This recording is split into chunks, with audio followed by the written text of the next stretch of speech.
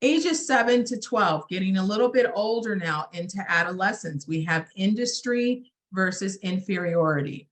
And with industry, that's going to be considered a successful outcome.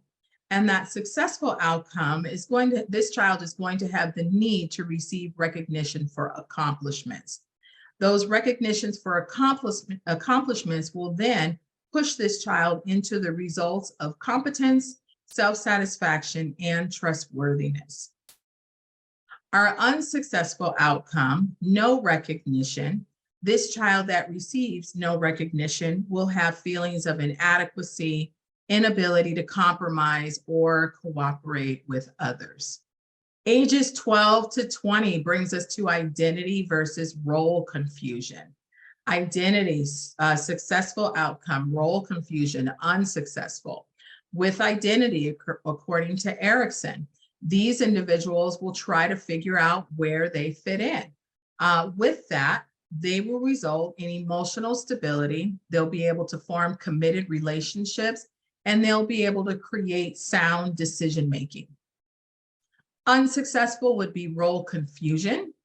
This child would not have the ability to fit into groups, would have lack of personal goals, lack of self-consciousness, and lack of self-confidence. Ages 20 to 35, intimacy versus isolation. Intimacy, successful outcome, isolation, unsuccessful. Intimacy, this individual with all of their needs being met will begin to think about partnerships, maybe marriage, establishing a family, growing in their career. This will result in mutual self-respect, intimacy, commitment to others. Isolation, on the opposite end, leads to social isolation, job changes, lack of productivity, and the inability to form long-term intimate relationships. Moving through our 8 stages, we're at ages 35 to 65. This is generativity versus stagnation. And our successful outcome, these will be adults who end up raising children. Successful with that, they become grandparents. They have the need to help continue to mold the future, teaching, coaching, staying involved in their communities.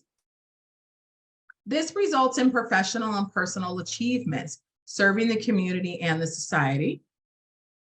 Whereas stagnation, someone who lacked having those needs met early on, would lead to the unsuccessful outcome. And this has no capacity to give or share with others. It's going to be someone that's more to themselves. 65 years and older is going to give us ego integrity versus despair. And so with ego integrity, successful outcome, this is someone who has had their needs met for the most part through those 8 developmental stages, reaches the age of 65 now, probably thinking about retirement, children, if they had any, or moving out of the home, maybe not living nearby any longer. This individual may volunteer to keep having that feeling of usefulness and belongingness. Loved ones around them are going to start to die. Health is going to start to change, but they understand the changes, and that results in wisdom, self-acceptance, and a sense of worth. Despair, someone whose needs weren't met through those 8 stages of development, unsuccessful outcome.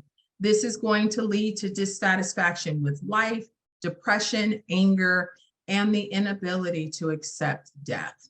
Whether you agree or disagree with Erickson's stages of psychosocial development, either way, there are 8 stages that we go through from birth all the way up to our senior days.